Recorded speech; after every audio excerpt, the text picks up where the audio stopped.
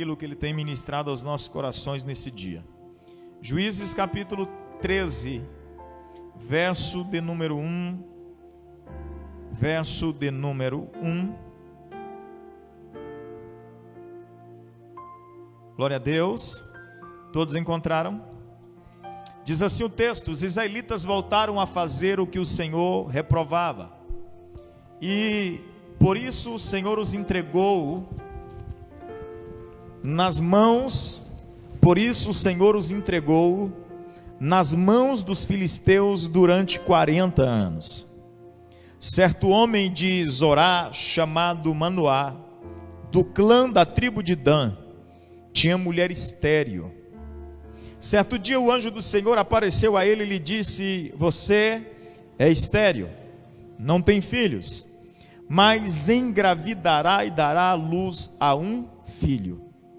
Todavia tenha cuidado, não beba vinho nem outra bebida fermentada, e não coma nada impuro, e não se passará navalha na cabeça do filho que você vai ter, porque o menino será nazireu, consagrado a Deus desde o nascimento. Ele iniciará a libertação de Israel das mãos dos filisteus. Glória a Deus. Diga comigo assim: um propósito, um destino. Como eu já disse anteriormente e repito, nós já temos um destino e um propósito estabelecido por Deus. O fato é que as nossas decisões e as nossas escolhas têm um poder de influência muito grande sobre aquilo que Deus já decidiu.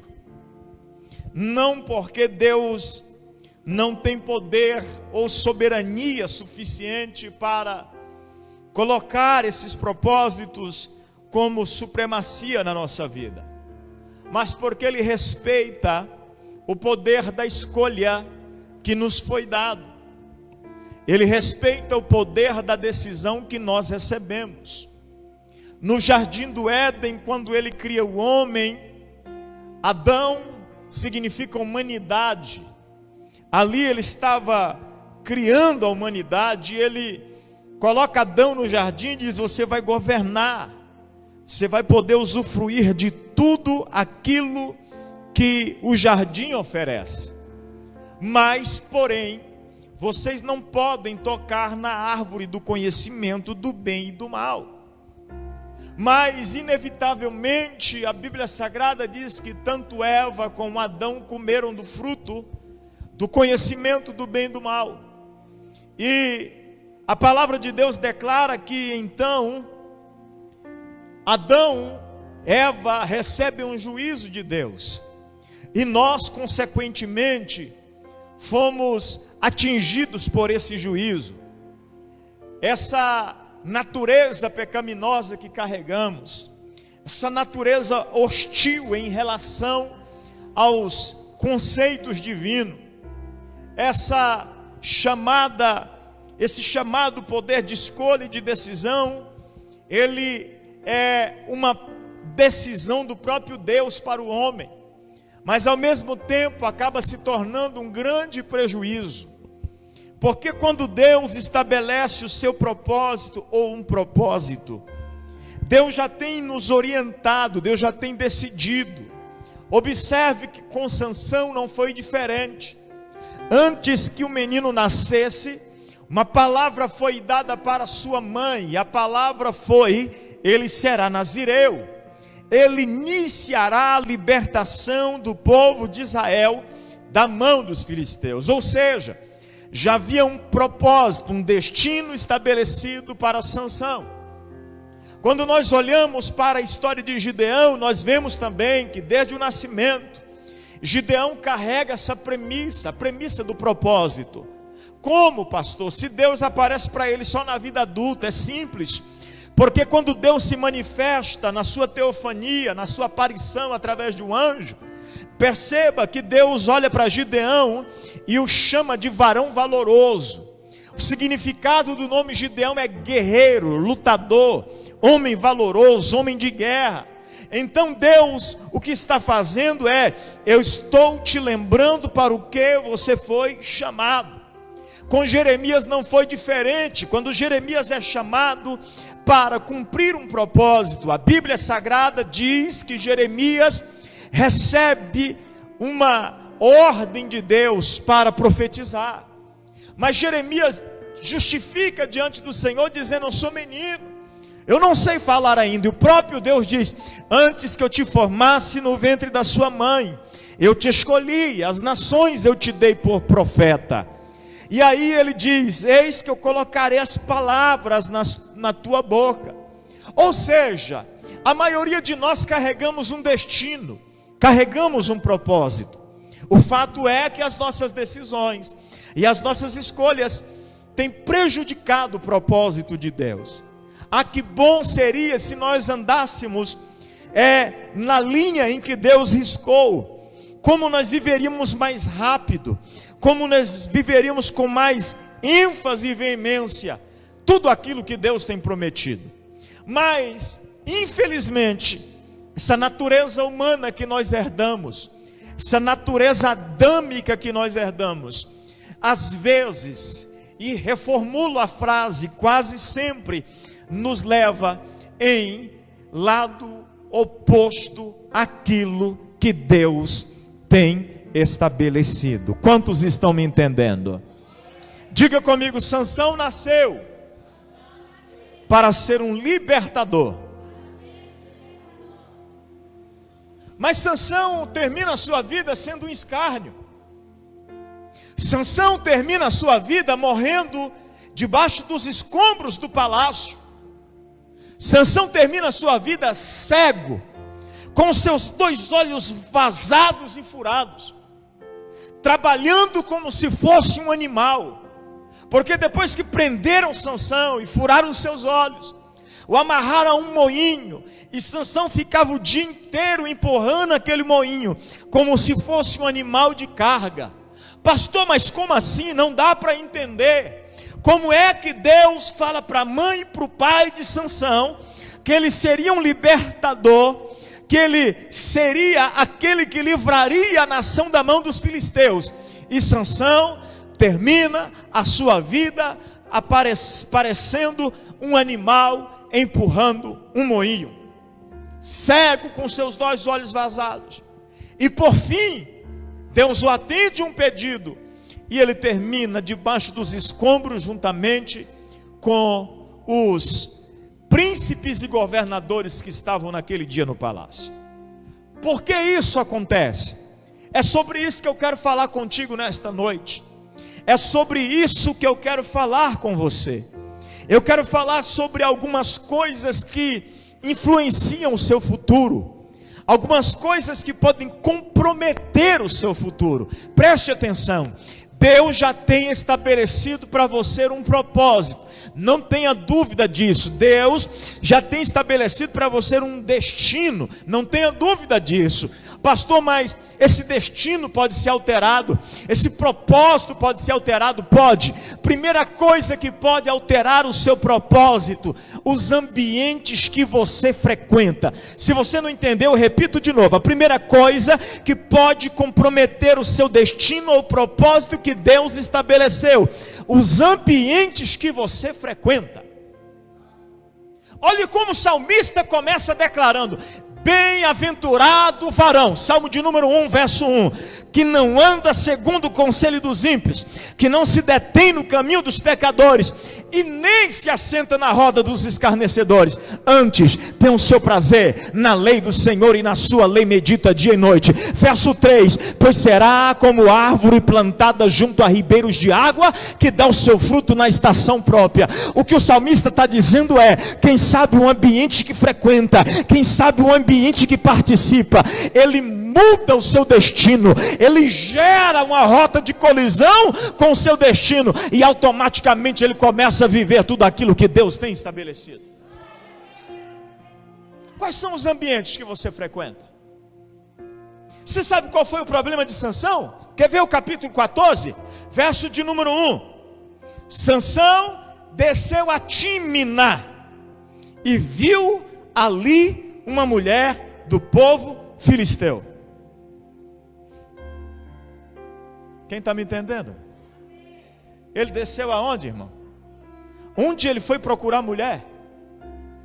Ele desceu a Tímina. Diga comigo, os lugares que eu frequento são determinantes no meu propósito. Porque o meu propósito, e eu falei aqui a semana passada, que a minha vida precisa ter uma coerência com aquilo que eu vivo, com aquele propósito estabelecido sobre a minha vida. Aquilo que eu carrego tem que ter coerência com aquilo que Deus estabeleceu para a minha vida. Há pouco tempo atrás alguém me perguntou: pastor, o senhor não tem um posicionamento político? Eu disse: tenho. Mas é que eu não vejo o senhor fazendo isso. Eu disse: como é que é o nome da minha página lá? Pastor Anderson Mendes. Então pronto, não está pré-candidato, candidato, apoiador do candidato A ou B, está pastor Anderson. Então a minha vida tem que ser coerente com o que eu faço, com o meu destino. Você vai ver de cedo até de tarde eu pregando, confrontando, sendo atalaia de Deus nas minhas redes sociais. É isso que eu faço. Goste quem gostar, aceite quem aceitar, mas a minha vida tem que ter coerência com o destino que Deus estabeleceu para mim. O problema de Sansão é que Sansão está frequentando lugares que não era para ele estar frequentando. Sansão está participando de ambientes que não era para ele estar envolvido. A falta de resultado no propósito de Sansão está ligada aos ambientes que Sansão está frequentando. Talvez possa soar um pouco dura esta palavra, mas é um alerta profético para a sua vida, em nome de Jesus. Porque como profeta eu preciso dirigir, eu preciso apontar, eu preciso direcionar aquilo que você está alcançando, para onde você está caminhando e onde você vai chegar. Primeira coisa que influencia o nosso futuro: os ambientes que nós frequentamos. Uau! Sansão desceu a Tímina e viu ali uma mulher do povo filisteu. E quando voltou para casa, disse a seu pai e a sua mãe: vi uma mulher filisteia em Tímina. Consigam essa mulher para ser minha esposa. Olha o que os pais dizem. Seu pai e sua mãe lhe perguntaram: será que não há mulher entre os seus parentes? Ou entre todo o seu povo? Você tem que ir aos filisteus incircuncisos para conseguir uma esposa? Sansão, porém, disse ao pai: consiga para mim, é ela que me agrada. Deus já havia liberado um destino para Sansão, mas Sansão está alterando o seu destino. Sansão está alterando o seu propósito por causa dos ambientes que Sansão estava frequentando.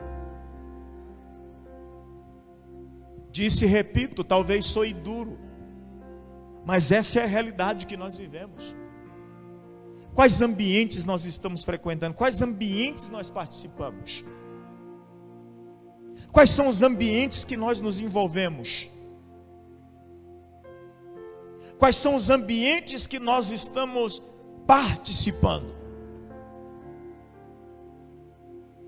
Quando você percebe uma pessoa com uma certa dificuldade de estabelecer uma constância na sua vida espiritual, a primeira coisa que você precisa observar é os ambientes que ele está frequentando, porque existe um poder muito grande nas alianças que eu faço. Eu já ensinei isso aqui e ensino toda vez que eu ministro sobre isso. Nós temos dois tipos de pessoas no mundo: as que influenciam e as que são influenciáveis. Agora preste atenção, há uma pesquisa que diz que apenas 10% da humanidade são influenciadores. Isso é muito sério, gente. E como cristão nós deveríamos ser influenciadores, missionária Rosângela. Como cristão nós deveríamos estar arrastando as pessoas para perto de nós, por causa da nossa maneira de viver. Independente do ambiente que nós chegássemos, nós deveríamos ser luz. Foi isso que Jesus disse: não se pega a luz e se esconde debaixo do alqueire, pelo contrário, se coloca em cima do velador, para que ela dissipe as trevas no ambiente que nós frequentamos. Só que nós somos muito adaptáveis. Nós somos camaleões espirituais. Nós nos adaptamos muito fácil aos ambientes, porque nós temos na nossa mentalidade que precisamos ser socialmente bem vistos. Olhe para mim, para você entender. Eu preguei domingo, foi 1h30 de estudo bíblico. Eu disse: hoje nós não vamos ter mensagem aqui, nós vamos ter um estudo. Abra sua Bíblia que nós vamos ler Bíblia o culto inteiro. E eu preguei debaixo de um tema: você é discípulo. E eu disse: Jesus nunca minimizou os seus padrões para agradar ninguém. Repito, Jesus nunca minimizou os seus padrões para agradar ninguém. Olha como é que ele começa dizendo em Mateus capítulo 16, verso 24: se alguém quiser ser meu discípulo, se alguém quiser, não estou brigando, não estou pedindo, mas se alguém quiser, duas coisas: negue-se a si mesmo, tome a sua cruz e aí depois me segue. O nosso problema, pastor Cristiano, é que o nosso evangelho se tornou um evangelho adaptável. Nós nos adaptamos ao gosto do freguês, presbítero. Ah, hoje tem fulano na igreja, eu não vou pregar isso. Ah, hoje veio não sei quem na igreja, eu não posso falar sobre esse tema. Olha para mim, para você entender. O dia que você chegar aqui, chegue aqui consciente de uma coisa: você vai ouvir a Bíblia sendo pregada nesse lugar. Você vai ouvir a palavra de Deus sendo pregada nesse lugar. Cada culto que nós começarmos, cada culto que nós abrirmos, cada culto que nós iniciarmos, a primazia desse culto vai ser a palavra de Deus. Olhe bem, Sansão desceu a Tímina e viu ali uma mulher do povo feliz, e ficou decidido que queria se casar com uma filisteia. Mas pastor, tinha algum problema? Tinha. A lei era bem clara. A lei era bem clara: do povo hebreu ninguém podia se casar com o povo de outra nação. Perceba que toda vez que um problema é gerado no meio da nação de Israel, é por causa das alianças conjugais. Por causa das alianças conjugais. Aí Paulo, quando está estabelecendo a organização da igreja primitiva, Paulo diz assim: não vos coloquem, outras versões diz, não se metam debaixo de jugos desiguais. E às vezes o nosso grande defeito é esse: é nos adaptar aos ambientes que nós frequentamos. Segunda coisa que influencia o nosso futuro, o nosso propósito, o nosso destino: pessoas que você se relaciona. Olha o que o salmista diz: bem-aventurado quem não anda segundo o conselho, não se detém no caminho dos pecadores. Primeiro, ele está andando. Segundo, ele para. Se detém é parar. E terceiro é se assentar. Olha, quem se assenta na roda dos escarnecedores. Aí eu vou mais longe aqui. Manzelinda, eu vou mais longe aqui. Porque pessoas que nós nos relacionamos, não fala só sobre pessoa que nós temos um contato físico, nós nos assentamos à mesa. Nós estamos no século 21, e o século 21 tem trazido muitas oportunidades de avanço, mas também muitas oportunidades de regresso. Porque o seu nível de relacionamento hoje não está ligado só ao grupo de pessoas que frequenta a sua casa ou que se assenta à sua mesa. está ligado também a quem faz parte das suas redes sociais, dos grupos que você participa. Irmãos, eu vou falar um negócio muito sério aqui, pastora Cleonice. Até grupos cristãos estão se tornando perigosos hoje de participar,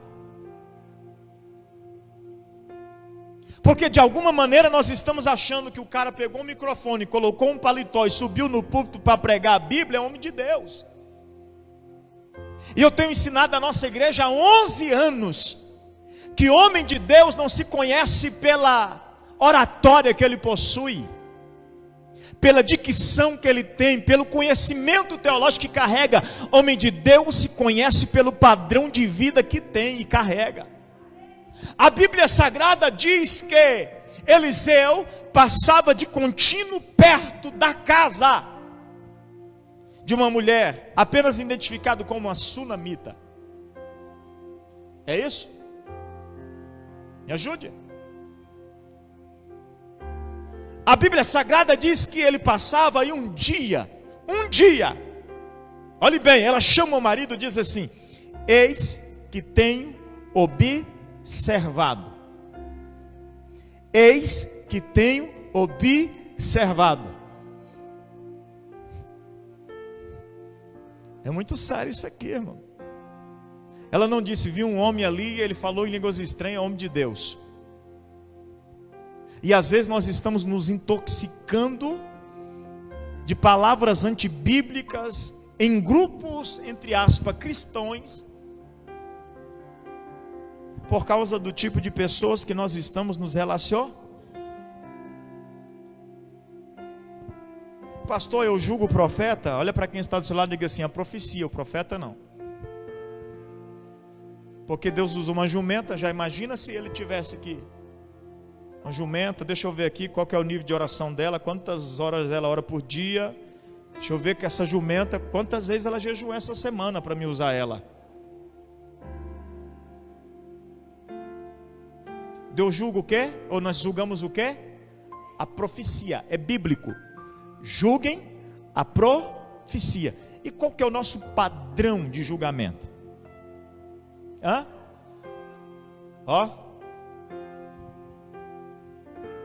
A palavra de Deus. Pastor, o que é profecia? É isso que eu te digo, filho? A palavra de Deus.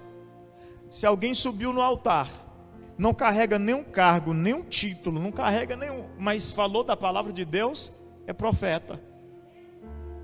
Profetizou. Porque isso aqui fechado é um livro, aberto, boca de Deus. Você entendeu? Fechado, aberto. Vou falar de novo. Segunda coisa que influencia no seu futuro: pessoas que você se relaciona. Quer ver isso?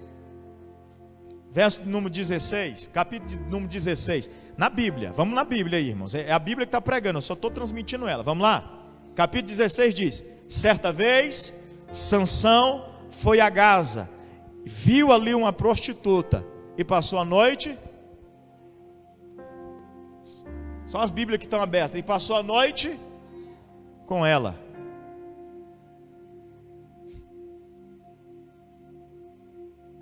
Foi a Gaza de novo. Olha o lugar que ele está frequentando. Olha agora o que acontece, irmã Zelinda. Ele chega e conhece uma prostituta chamada Dalila. E ele passa a noite com ela. Percebe que ele está alterando todo o destino dele e todo o propósito que Deus estabeleceu por causa dos relacionamentos que está tendo? Gente, isso é muito sério. Isso é muito sério. Tem pessoas, missionário Rosângela, que já fizeram parte do meu ciclo de vida, não deixaram de ser meus amigos, só que para esse novo ciclo que eu estou vivendo, eles não servem mais para caminhar. Vou repetir, tem pessoas que já fizeram parte dos meus ciclos de vida, ciclos que eu já rompi, mas para esse novo ciclo que eu estou vivendo, eu preciso entender que eles não servem mais para caminhar.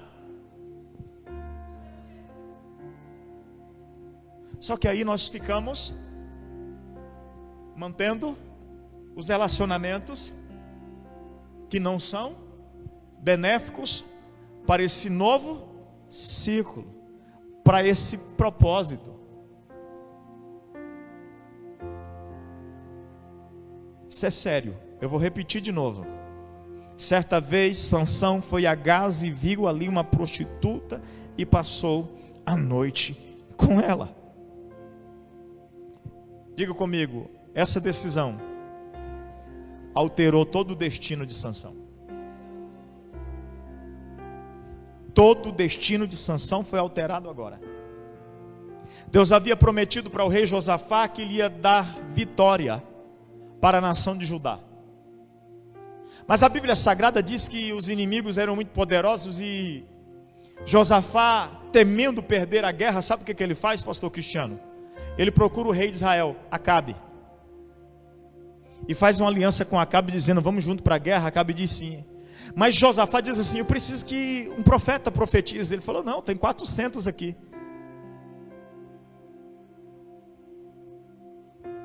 E olha o que diz a Bíblia Sagrada, e diz assim, ó, e um espírito se colocou diante de Deus e disse, irei e serei mentira na boca deles.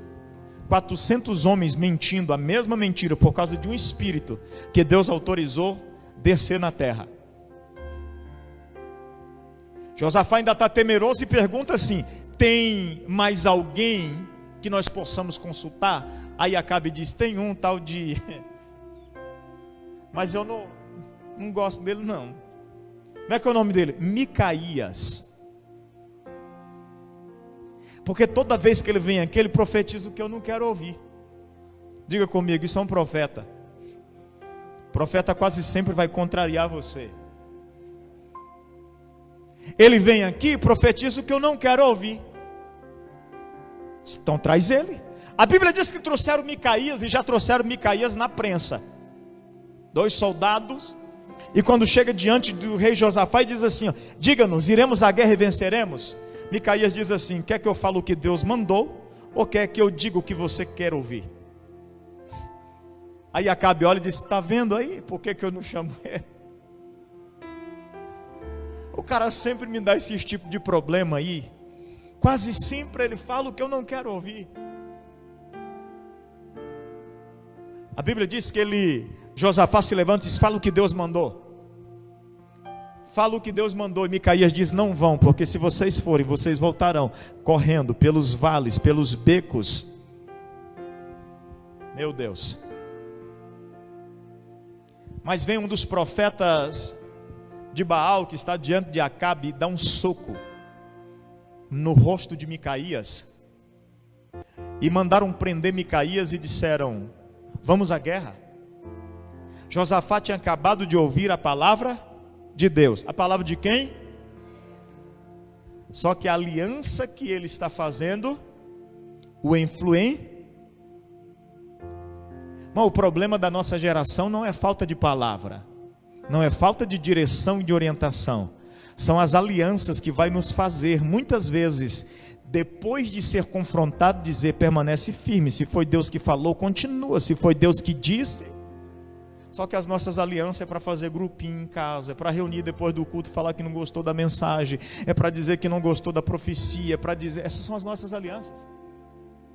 Verdadeira amiga é quem te confronta e diz, se Deus falou, fica firme. Por mais que tenha sido dolorido, por mais que tenha te confrontado, fica firme no propósito. A palavra de Deus vai se cumprir. Quem está me entendendo?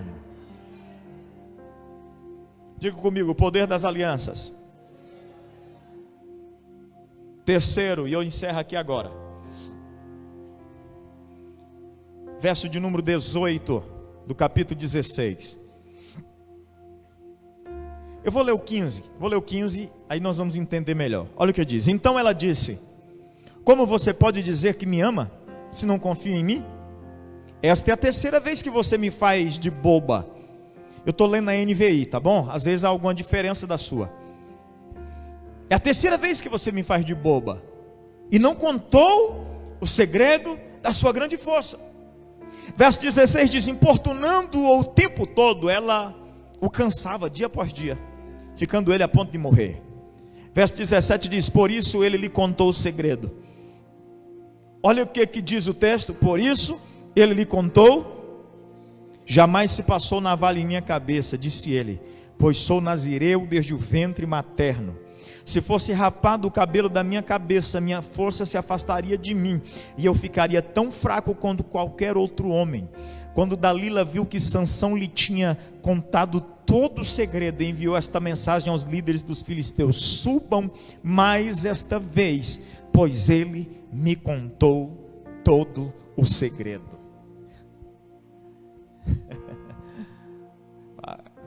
Eu vou terminar, mas vai apertar. Para quem você abre o coração? Para quem você conta os seus segredos?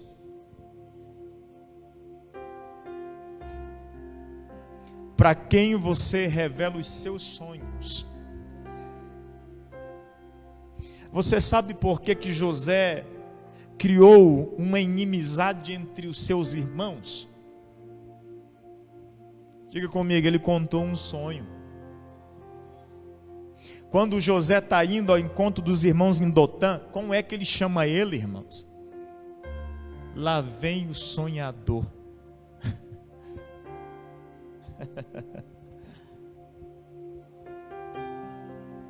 Ei, tem gente que não está te ouvindo para te ajudar, não. Tem gente que só está te ouvindo para ter informação a seu respeito. Não, você não entendeu, eu vou falar de novo. Tem gente que não está te ouvindo para te ajudar, não. Tem gente que está te ouvindo para ter informação a teu respeito. José levanta de manhã cedo e conta um sonho. Estávamos colhendo os feixes de vocês rodearam o meu ficou no meio, de vocês se prostravam diante do meu. Os irmãos ficam enfurecidos. Aí no outro dia de novo José sonha, e José sonha e diz: olha, nós estávamos, o sol, a lua e as estrelas, e a minha estrela se colocou no meio da de vocês, e a de vocês, o sol, a lua também já. Agora até o pai já ficou preocupado. Você está dizendo o que, menino? Olha aqui para mim, para você entender. Pode ser seu melhor amigo, pode ser seu irmão de décadas, mas tem pessoas para as quais você não revela o seu coração. Tem pessoas para as quais você não abre a sua alma. Tem pessoas para as quais você não conta os seus sonhos, só depois que concretizou. Porque pode ser essa mesma pessoa que ouviu o seu sonho, que viu o seu coração sendo aberto, é que vai te vender depois. Isso é forte, eu falei que ia apertar. Só que é bíblico. Porque Sansão está abrindo aqui o coração para Dalila. Porque Dalila está dizendo: eu te amo. Já estamos juntos há quanto tempo? Olha quantas vezes você me enganou. Olha quantas vezes, preste atenção, irmãos, quem quer ouvir o seu sonho quase sempre vai vir com um argumento amigável. Quem quer ouvir o seu coração quase sempre vai vir com um argumento amigável. É por isso que você precisa entender que é necessário ser seletivo para quem você abre o coração, para quem você conta os seus segredos, os seus sonhos. O problema de Sansão foi abrir o coração para Dalila. É que eu sou nazireu desde menino, eu não posso cortar o cabelo, que se cortar o meu cabelo acaba a minha força. Ela coloca Sansão no colo, faz cafuné na cabeça de Sansão, e quando Sansão dorme, ela corta as tranças de Sansão. E agora manda um recado para os inimigos: pode vir, porque agora ele não tem força mais. 3 coisas podem alterar o seu destino, o seu futuro. Vou repetir de novo: 3 coisas podem alterar o seu destino, o seu propósito e o seu futuro. Primeiro, os ambientes que você frequenta. Segundo, com quem você faz uma aliança. Terceiro, para quem você abre o seu coração. Nós precisamos entender que aquilo que nós carregamos é muito precioso. Aquilo que você carrega é muito precioso. Aquilo que Deus colocou em você é muito precioso. O destino que Deus estabeleceu para a sua vida é muito precioso. Irmão, nós estamos falando de um homem que recebia uma visitação do Espírito Santo e carregava portões de 5 toneladas no ombro. Nós estamos falando de um homem que tem um destino tão extraordinário e tão poderoso, que o Espírito de Deus se apossava dele, ele pegava uma queixada de jumento e matava 1000 soldados. Nós estamos falando de um homem que tinha um destino tão extraordinário, que amarrava ele dando 7 voltas com cordas novas, e quando dizia lá vem o inimigo, ele levantava e pá!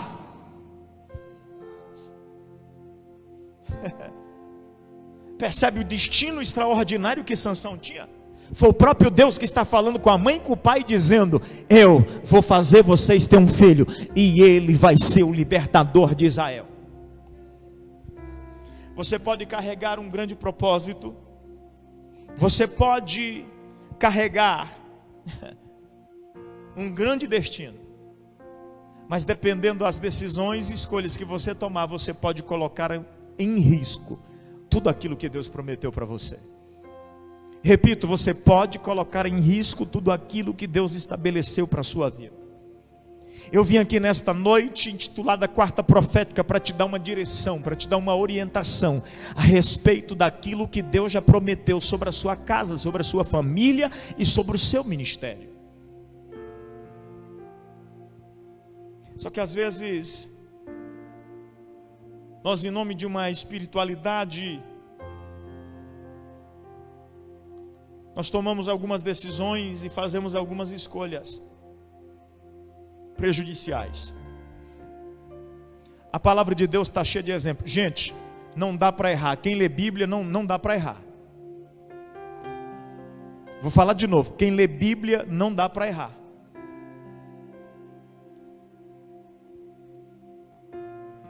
A Bíblia nos dá cada alerta, irmã Zelinda, que se eu fosse falar só sobre os alertas que a Bíblia Sagrada nos dá, nós ficávamos 1 ano pregando aqui, 1 ano, falando sobre os alertas que a Bíblia Sagrada nos dá. Um aluno de teologia um dia me perguntou: professor, por que tem tantos exemplos negativos na Bíblia? Eu disse: para que eu e você pudéssemos aprender com os exemplos de quem errou também. Há uma frase que diz: um homem inteligente aprende com seus erros e acertos, porém um homem sábio aprende com os erros e acertos dos outros. É suficiente eu ler a Bíblia Sagrada e entender que eu não preciso errar no mesmo lugar em que Sansão